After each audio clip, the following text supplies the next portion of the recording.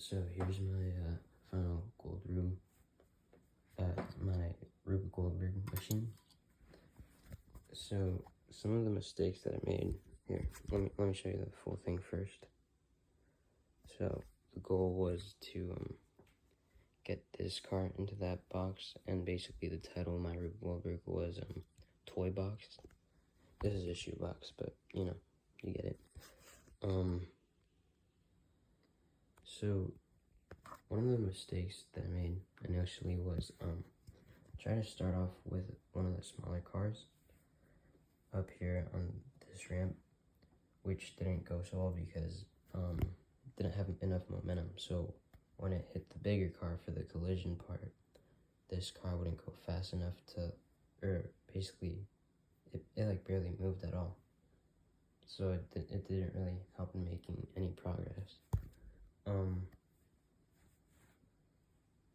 Also, this ramp, I had to make it curved. Initially, it was just a straight thing. But the car would bump into the floor before the wheels would let it go. So it just like kind of smear across it. And then there'd be too much friction and it'd just slow down a bunch. Also, I somehow found a glue gun that I had lost like a year ago. I was trying to use it, but messed things up. So instead, I used just some tape, clear tape, to stick here on the ramp. I stick the edges this to this box container with oatmeal. And then here, not sure exactly why, but it worked better when I only did it on the back side, on the left side. For some reason, whenever I do it on the right side, it'd like kind of pull it and it'd like break the entire thing off. So yeah, I just added like 2 pieces of tape because when I put one, it would come off easily.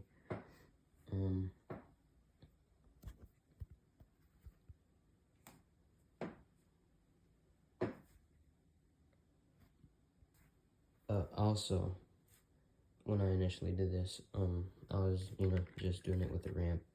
I didn't think to have like some sort of stabilizer for the car, but I tried to do it a bunch of times, and I was thinking like, if I do it a bunch of times on video, I'll eventually get it hitting each other perfectly, right? But it was just very inconsistent, so I had to make this stabilizer so that the car wouldn't go like this way, that way.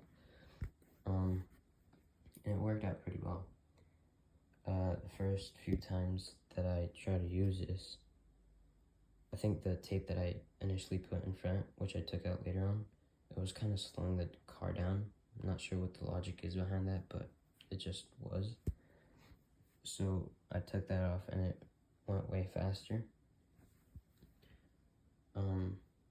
And it went in a more straight direction, so it could actually hit this thing. And then for the box, I initially had like another cardboard, like a shoe box, but it was too small height-wise.